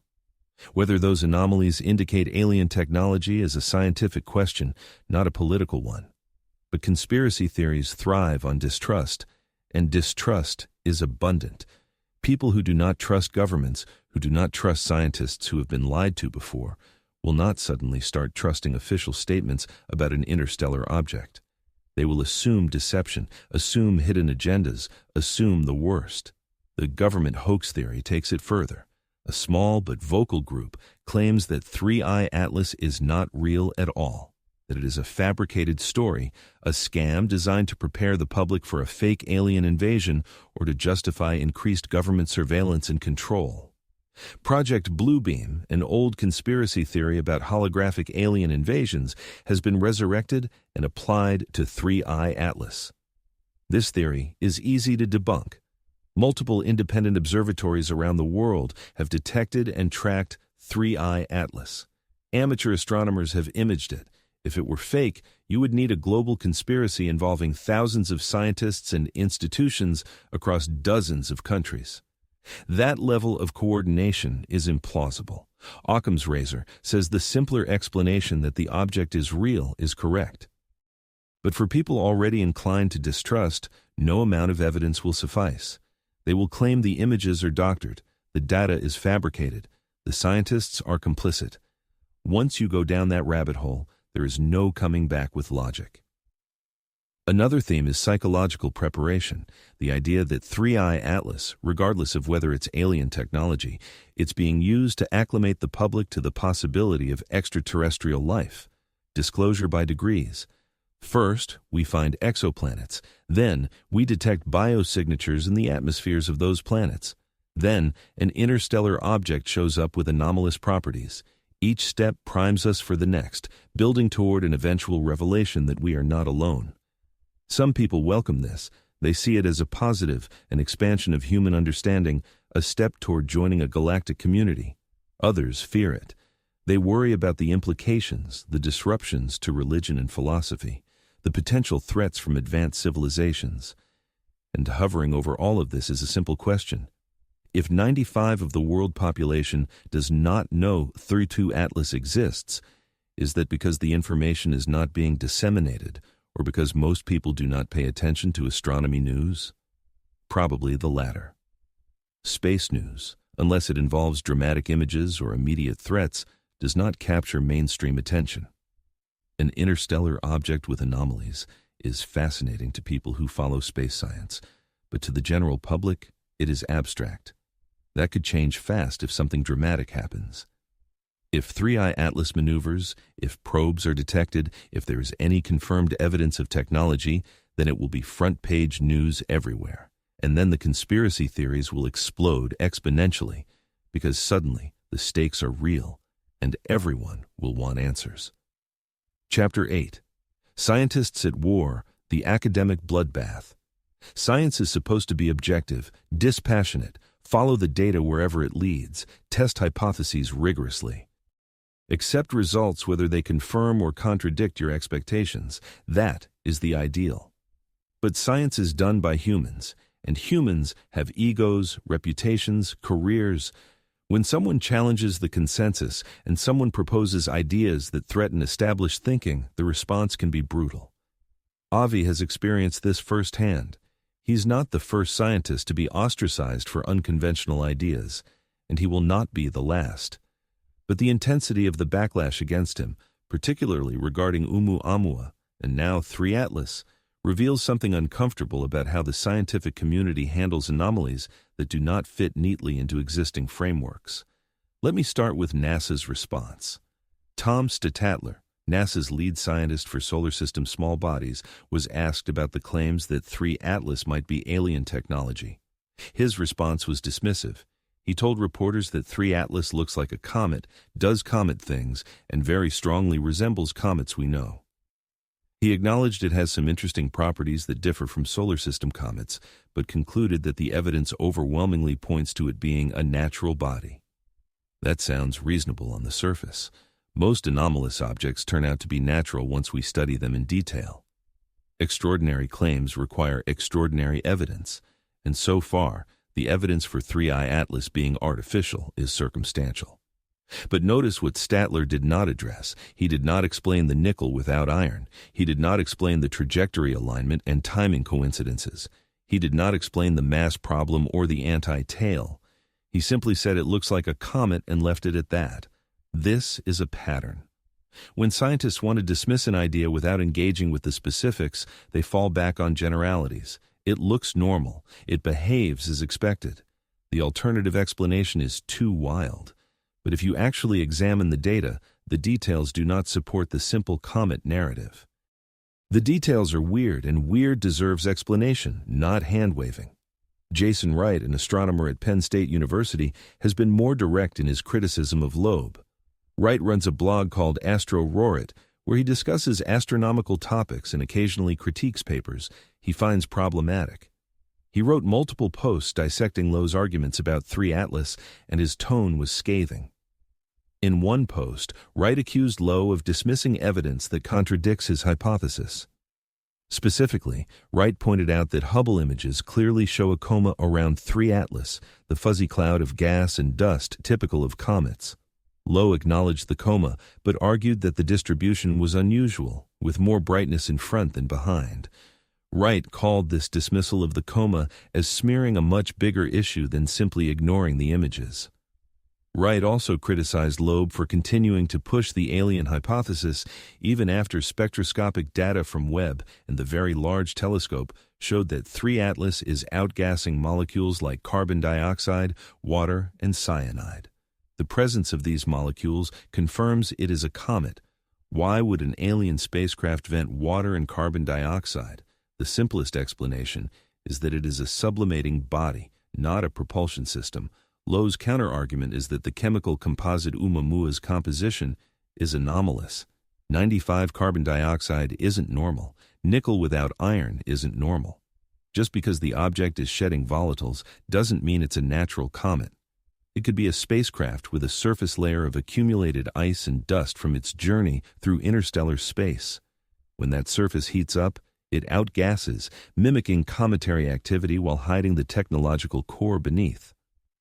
Wright finds this unconvincing. In his view, Loeb is stacking speculative assumptions to preserve a hypothesis that should be abandoned.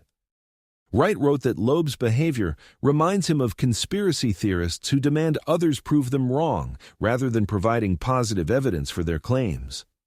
The burden of proof, Wright argues, is on Loeb to show that 3I Atlas is artificial, not on everyone else to prove it is natural. Steve Desch, a planetary scientist, went even further. He reviewed one of Loeb's papers and called it sloppy work beneath the level of an undergraduate. Desch literally graded the paper as if it were a student assignment and gave it a failing score. He criticized the methodology, the assumptions, the conclusions. He accused Loeb of cherry-picking data and ignoring alternative explanations. This is not normal academic discourse. Peer review can be harsh, but publicly mocking a colleague's work, comparing it to undergraduate mistakes, crosses a line. It signals not just disagreement, but contempt, and it raises the question of why the reaction is so intense. If Loeb's ideas are obviously wrong, why not just ignore them? Why go out of your way to publicly humiliate him? One answer is that Loeb's ideas are getting attention. Media outlets cover his statements. The public finds the alien hypothesis exciting. And when the public gets excited about ideas that mainstream scientists consider fringe, those scientists feel they have a responsibility to push back, to correct the record, to prevent misinformation from spreading. But there is another dynamic at play. Loeb is a prominent figure. He has credentials that cannot be easily dismissed. He's a Harvard professor, former chair of the astronomy department, widely published, highly cited. He's not a crank operating on the margins. He's establishment, or at least he was. And when someone with that level of credibility starts making claims that challenge the consensus, it threatens the gatekeeping function that academia relies on. Science advances when new ideas are tested and either validated or refuted. But there is also a conservative force in science, a resistance to ideas that are too far outside the mainstream. This resistance serves a purpose. It filters out noise, prevents every wild speculation from consuming resources and attention. But it can also stifle innovation, delay paradigm shifts, and punish scientists who take risks. Loeb's papers on 3I Atlas have faced unusual obstacles. One paper he co-authored with Eric Keto, which provided a physical explanation for the anti-tail observed in Hubble images, was declined by a journal editor who stated that the results would be of rather limited interest to the research community as a whole. That is a polite way of saying we do not want to publish this. Another paper, the one on the lack of non-gravitational acceleration, implying an anomalously massive object, was blocked by arXiv moderators for several days without explanation. arXiv is a preprint server where scientists upload papers before peer review. It is not supposed to be a gatekeeping mechanism. Papers are posted quickly with minimal editorial oversight. But in this case, the paper was held up, and when it was finally released, it came with no explanation for the delay. These incidents might be coincidences, or they might reflect a coordinated effort to slow the dissemination of Loeb's ideas, to give mainstream scientists time to prepare counter-arguments to control the narrative before it gets out of hand. Loeb himself has addressed the criticism directly. He argues that science should be about curiosity and open-mindedness, not about enforcing orthodoxy. He points out that anomalies are how we learn. If we dismiss every anomaly as noise or error, we miss opportunities to discover something new. The history of science is filled with examples of ideas that were ridiculed at first and later proven correct. Continental drift, the Big Bang, black holes, all faced intense skepticism before the evidence became overwhelming.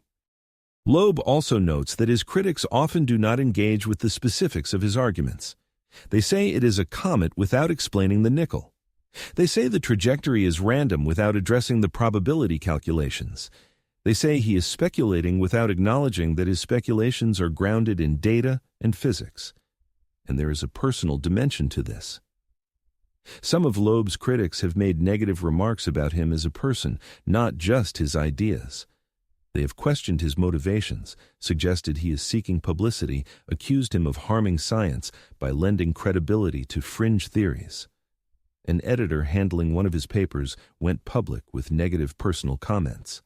And when Loeb complained, the editor's boss defended the behavior as not unethical. This is academia eating its own. When a field feels threatened by unconventional ideas, the response can be vicious. Careers are built on reputations, and reputations are fragile. If you're known as the person who endorsed a crazy idea that turned out to be wrong, that stain does not wash off easily. So scientists protect themselves by distancing from anything that smells risky, and they attack those who do not play it safe. But what if Loeb is right? What if 3I Atlas is artificial, and the scientific community dismissed the evidence because it was too uncomfortable, too disruptive, too outside the Overton window of acceptable ideas? The cost of that mistake would be enormous. We would have missed a chance to prepare, to study, to understand what we're dealing with, and future historians would look back and ask how we could have been so blind. Chapter 9. What if we're wrong? The natural explanation attempt. Let me be fair to the skeptics. Let me present the strongest case for 3I Atlas being a natural object, because that is still the most likely explanation. Extraordinary claims require extraordinary evidence, and while the anomalies are intriguing, they do not yet rise to the level of proof. Science demands that we consider all possibilities, and the natural explanation deserves a thorough hearing. Start with the chemical composition: 95 carbon dioxide, 5 water. Yes, that is unusual for a comet, but unusual is not impossible. Comets form in different regions of protoplanetary disks at different temperatures and pressures. The ratio of volatiles depends on where and when the comet formed. A comet that formed farther from its parent star in a colder region, where carbon dioxide ice is more stable than water ice, could have a carbon dioxide-rich composition. The cosmic ray cooking hypothesis also has merit. 3I Atlas has been traveling through interstellar space for potentially billions of years. Cosmic rays are relentless. They bombard any surface exposed to space, breaking chemical bonds, creating new molecules, altering the composition. Water ice exposed to cosmic rays can be converted into carbon dioxide and other compounds through radiolysis. Over millions of years, the surface layer could become heavily processed, carbon dioxide dominated, while the interior remains water-rich. The fact that the carbon dioxide production is increasing as the comet approaches the Sun could simply mean that deeper layers are being exposed as the surface ablates. Or it could mean that subsurface pockets of carbon dioxide ice are being heated and venting through cracks in the crust. Comets are not uniform objects. They have layers, pockets, variations in composition. Outgassing can be complex and time-dependent. The nickel without iron is harder to explain naturally, but not impossible. The Very Large Telescope team suggested nickel carbonyl as a possible source. Nickel carbonyl is a molecule formed when nickel reacts with carbon monoxide. It is extremely volatile, sublimating at very low temperatures. If 3I Atlas contains nickel carbonyl, perhaps formed through some exotic chemistry in its parent system or during its journey through space, that would explain why nickel is detected without iron. Iron might be present, but locked in less volatile compounds, iron oxides, iron sulfides, silicates containing iron. These materials require higher temperatures to break down and release iron atoms. If the current temperature of 3I Atlas is high enough to vaporize nickel carbonyl, but not high enough to release iron from its host minerals, you would see nickel emission without iron emission. As the comet gets closer to the Sun and heats up further, iron might start appearing in the spectrum. The trajectory alignment with the ecliptic plane, 1 in 500 odd, sounds improbable. But with a large enough sample, improbable things happen. If we observe hundreds or thousands of interstellar objects over the coming decades, we should expect to see a few that are well aligned with the ecliptic purely by chance. 3I Atlas might be that 1 in 500 case. The timing that brings it close to Mars, Venus, and Jupiter 1 in 20,000 odds is more challenging to dismiss. But again, with enough objects, rare configurations will occur, and there might be selection effects we're not accounting for. Maybe interstellar objects that happen to align with the ecliptic and pass near planets are more likely to be detected because they come closer to Earth and reflect more sunlight. If our detection methods are biased toward certain orbital configurations, the statistics could be misleading. The mass problem, the fact that 3I Atlas is much larger than the previous 2 interstellar objects could reflect the diversity of interstellar populations. Maybe small objects like Oumuamua and Borisov are common, but large objects like 3 Atlas are rare. We've only detected 3 interstellar objects total, a sample size far too small to draw firm conclusions about size distributions. Maybe we just got lucky or unlucky depending on your perspective to find a large one early. The anti-tail, the forward glow, can be explained by asymmetric outgassing from a non-spinning nucleus. If the nucleus is tidally locked or slowly rotating, and if most of the outgassing happens on the sunward side, you get a plume expanding forward. That plume scatters sunlight, creating the observed brightness distribution. The lack of a prominent tail might mean the dust production is lower than expected, or the dust grains are larger and less affected by radiation pressure. So they do not form a long trailing tail. Every anomaly has a potential natural explanation. The explanations might require invoking rare conditions, exotic chemistry, or statistical flukes, but they are not impossible. And when faced with 2 hypotheses, one requiring known physics and chemistry under unusual circumstances, and one requiring alien technology, Occam's razor tells us to prefer the simpler explanation. The simpler explanation is that 3I Atlas is a comet. An unusual comet, yes. An ancient comet from a different part of the galaxy with a composition and behavior we have not seen before, but still a comet. A natural object shaped by billions of years of cosmic evolution, not an artificial construct. This is the position most astronomers take, and it's a reasonable position. It acknowledges the anomalies while maintaining that extraordinary claims need extraordinary proof, and the proof so far is not there. We have circumstantial evidence, suggestive patterns, intriguing coincidences, but we do not have a smoking gun. We do not have definitive signs of artificial structure propulsion or communication. The observations scheduled for late October and November will provide more data. The piracy images from Mars, the spectra from ESA's orbiters, the monitoring as the object passes perihelion and reemerges. Each new dataset will either strengthen or weaken the natural hypothesis. If the data continues to fit the comet model, if the object behaves predictably, if there are no further anomalies, then the technological hypothesis fades. But if the data shows something unexpected, if new anomalies emerge, if the object does something that comets do not do, then we have to reconsider. And that is all Avi is asking for. Not that we accept his hypothesis as proven, but that we keep an open mind and follow the evidence. There is a middle ground between assuming every anomaly is aliens and assuming no anomaly could ever be aliens. That middle ground is careful investigation without prejudgment. It is saying, we do not know and we are going to find out. It is recognizing that the universe is full of surprises, and sometimes those surprises challenge our understanding in profound ways. One argument I find compelling is about the age of 3 Atlas. If it originated from the thick disk of the Milky Way, as the velocity and trajectory suggest, it could be 7 to 11 billion years old.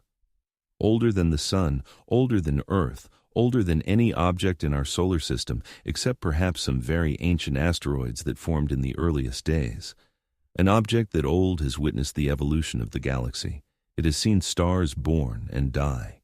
It has passed through regions of intense radiation, dense molecular clouds, perhaps even close encounters with other stars. Over that immense span of time, it has been shaped by processes we can barely imagine. Its surface has been bombarded, eroded, altered.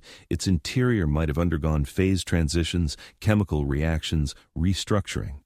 When you are dealing with something that ancient, you cannot assume it will behave like the comets in our solar system, which are mere infants, by comparison at 4.5 billion years old. The chemistry could be different. The structure could be different. Everything could be different in ways we have not anticipated, because we have never studied anything that old from outside our solar system. So maybe the anomalies are not signs of technology. Maybe they are signs of extreme age and exotic origins. Maybe 3I Atlas is teaching us that the universe is more diverse than our models account for, that natural processes can produce outcomes we did not predict. Maybe the lesson here is humility, an acknowledgement that our understanding of comets and interstellar objects is still in its infancy. That would be a valuable lesson. It would expand our knowledge, it would make us better scientists, and it would not require rewriting our entire worldview or confronting the possibility that we are being watched by intelligences far older and more advanced than ourselves. Chapter 10. Humanity's Crossroads. What happens next? We are approaching a moment of clarity. In the coming weeks, multiple spacecraft will observe 3I Atlas with unprecedented detail. The Mars flyby on October 3rd will give us our first resolved images. The perihelion passage on October 29th will test whether the object behaves as a natural comet or does something unexpected. The reemergence in late November and December will reveal whether its trajectory has changed. Each observation is a test, and each test will either confirm or challenge what we think we know. Between November the 2nd and November 25th, the ESA's Jupiter Icy Moons Explorer spacecraft called JUICE will observe 3I Atlas using multiple instruments. JUICE is currently on its way to Jupiter after a flyby of Earth and Venus for gravity assists. It is in a perfect position to view 3I Atlas during one of its most active phases, shortly after perihelion, when the comet should be at peak brightness and outgassing rate. JUICE carries cameras, spectrometers, and a particle detector. The cameras will capture images of the coma and any tail that develops. The spectrometers will analyze the composition of the gas and dust, looking for molecules that might have been missed in earlier observations. The particle detector can measure ions and charged particles in the vicinity of the comet, providing information about how the solar wind interacts with the outgassing material. ESA says JUICE will likely have the best view of 3I Atlas in a very active state, because JUICE is looking at the comet after perihelion when it has been maximally heated by the sun. The activity should be intense. If there is ever a time when 3I Atlas will reveal its nature, this is it. Active comets shed their surface layers rapidly, exposing fresh material underneath. Any hidden structures, any technological components would become more visible as the disguising layers of ice and dust ablate away. The data from JUICE will not be available immediately. ESA notes that JUICE is currently on the far side of the Sun from Earth using its high-gain antenna as a heat shield. It is communicating through a smaller medium-gain antenna at reduced data rates. The full data set from the November observations might not be downlinked and processed until February 2026. That is months away, but when it arrives, it could be definitive. There is also coordination being considered between JUICE and NASA's Europa Clipper mission. Both spacecraft carry ultraviolet spectrographs, instruments that can detect atoms and molecules by their ultraviolet emission. If both spacecraft observe 3I Atlas simultaneously from different positions, they can triangulate the distribution of gases in the coma, building a three-dimensional map of the outgassing. That level of detail has never been achieved for an interstellar object. Now, let me address the question everyone is thinking. Should we attempt to communicate with 3I Atlas? Should we send a signal, a message trying to make contact if it is indeed artificial? A.V. Loeb has written about this dilemma. He points out that there are two main risks to sending a message. First, we do not know the capabilities or intentions of whatever might be listening. If 3I Atlas is a probe from an advanced civilization, that civilization might perceive an unsolicited message as a threat. In the dark forest framework, revealing yourself is dangerous. Broadcasting a signal saying, "Here we are, we're intelligent, we exist," might be interpreted as a challenge or a declaration of hostility. The response could be violent. Second, even if the intentions are not hostile, communication might be misinterpreted. Our message might convey something we did not intend. Language, even mathematical or pictorial language, is rooted in context and assumptions. An alien intelligence with completely different evolutionary history, different sensory modalities, different cognitive structures might misunderstand what we're trying to say. A friendly greeting might be read as an insult. An offer of cooperation might be seen as submission. On the other hand, if 3I Atlas is a probe specifically sent to detect intelligent life, it might be waiting for us to respond. The wow signal, if it really came from 3I Atlas, could have been an invitation, a test to see if anyone is listening. By not responding, we might be missing an opportunity for contact, for learning, for accessing knowledge far beyond our current understanding. Loeb suggests that before we send any message, we should observe, treat it like a blind date, watch the other party, try to understand their behavior, their characteristics, their intentions before starting a conversation. If 3I Atlas maneuvers in ways that suggest intelligence, if it shows signs of being responsive to observation, if it does anything that indicates awareness of us, then we can consider communication. But rushing to send a message without endurance. Standing what we're dealing with is reckless. The Arecibo message sent in 1974 toward the globular cluster Messier 13 was a low-risk communication. The cluster is 22,000 light-years away. Even if someone receives the message and responds, the round-trip time is 44,000 years. We're in no danger from a civilization that far away, at least not on human timescales. But 3I Atlas is here. It is in our solar system. If it can receive and respond, the response could come within months. That changes the risk calculation entirely. We have to think carefully about what we do and what the consequences might be. There is another scenario to consider. What if we are not the first? What if 3I Atlas has been communicating with something else in the solar system? What if there are other probes, older arrivals that we have not detected, and they are coordinating? The wow signal might have been directed not at Earth, but at another receiver elsewhere in the solar system. We might have intercepted a transmission never meant for us, like overhearing a conversation in a language we barely understand. If that is true, then the question is not whether to communicate, but whether to reveal that we intercepted the message. And maybe the smart play is to stay quiet, to listen, to learn what we can without announcing our presence. The Galileo project will be monitoring the skies after October 29th. Loeb stated that the project will check for increased activity of unidentified anomalous phenomena following the perihelion passage. If 3I Atlas is a mothership releasing probes, those probes might become visible as they enter Earth's atmosphere or maneuver in near-Earth space. The Galileo observatories are specifically designed to detect and track such objects. Detection alone would be historic. Confirming the existence of alien technology in our solar system would be the most important discovery in human history. It would answer the question of whether we're alone. It would prove that intelligent life exists elsewhere, that it is capable of interstellar travel, that it's interested in our solar system for reasons we can only guess at. But detection is just the beginning. After detection comes the question of response.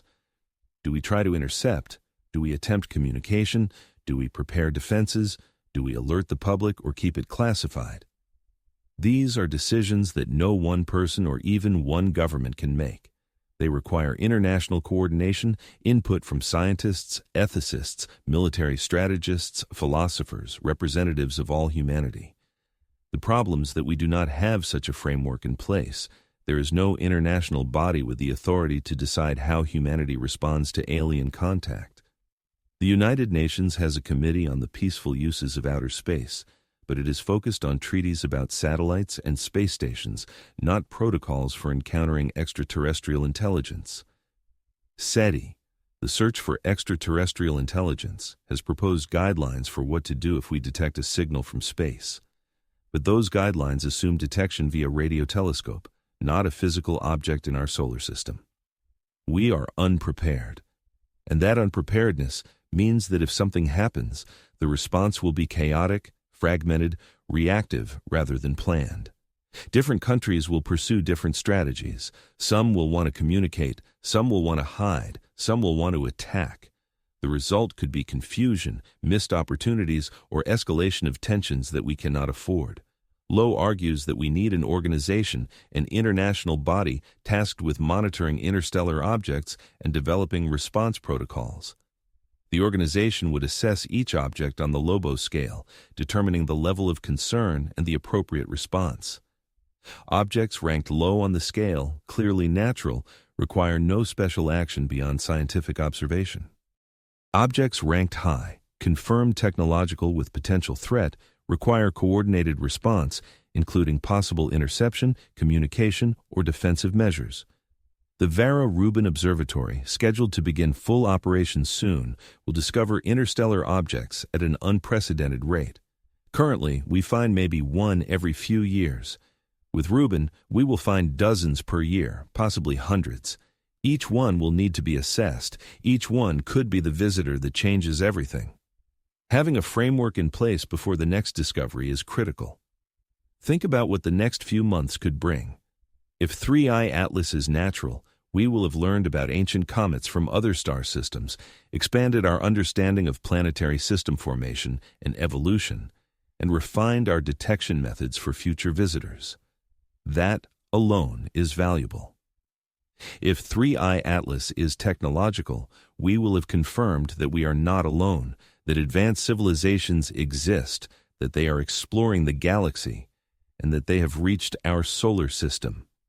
That knowledge discovery would reshape every aspect of human civilization, religion, philosophy, politics, science, all transformed by the realization that we share the universe with others. The stakes could not be higher, and the clock is ticking. So here we are, September sliding into October, eyes on the sky, waiting for answers that could drop in days or weeks or months. 3 Atlas keeps heading inward, hauling those questions we've never truly had to face. Is it a messenger from another world? Is it a scout? Is it just some ancient wanderer? A frozen relic showing us the universe is way weirder than we ever dreamed? The beautiful part of this moment, the thing that keeps it from crushing us amid all the uncertainty, is that we're getting to see it unfold together. Every telescope trained on that drifting speck of light, every scientist poring over the data, every person tuning in and pondering what it all means, we're all in this story side by side. A tale of curiosity, of pushing past the familiar, of having the guts to ask the big questions even if the answers scare the hell out of us. I think of Jerry Ayan back in 1977, staring at that printout, spotting those numbers that had no business being there, scribbling "wow" in red pen because what else was there to say? He had no clue what he'd stumbled onto. 48 years on, we might finally get it. That signal might not have been some unsolvable riddle after all. It could have been a hello, a hand reaching out through the void from something already barreling our way. Whether 3 Atlas is a comet or a craft, whether it delivers wisdom or peril, or just zips by leaving us scratching our heads, it's already handed us a gift. It's reminded us how tiny we are, how fresh to the game, how much is still a total unknown. It's shown us the universe doesn't give a damn about our theories, our neat little models, our cozy illusions of certainty. It's just flat out immense and bizarre, packed with stuff we're only starting to wrap our heads around. These next few weeks will deliver data, shots from Mars, close-up views as the thing nears the sun, then the tense wait as it slips behind the solar blaze, and we hold our breath, praying it pops back out on schedule, acting predictable, or maybe hoping it doesn't, that it shows its hand, that it proves we're not alone. Either way, we'll learn something.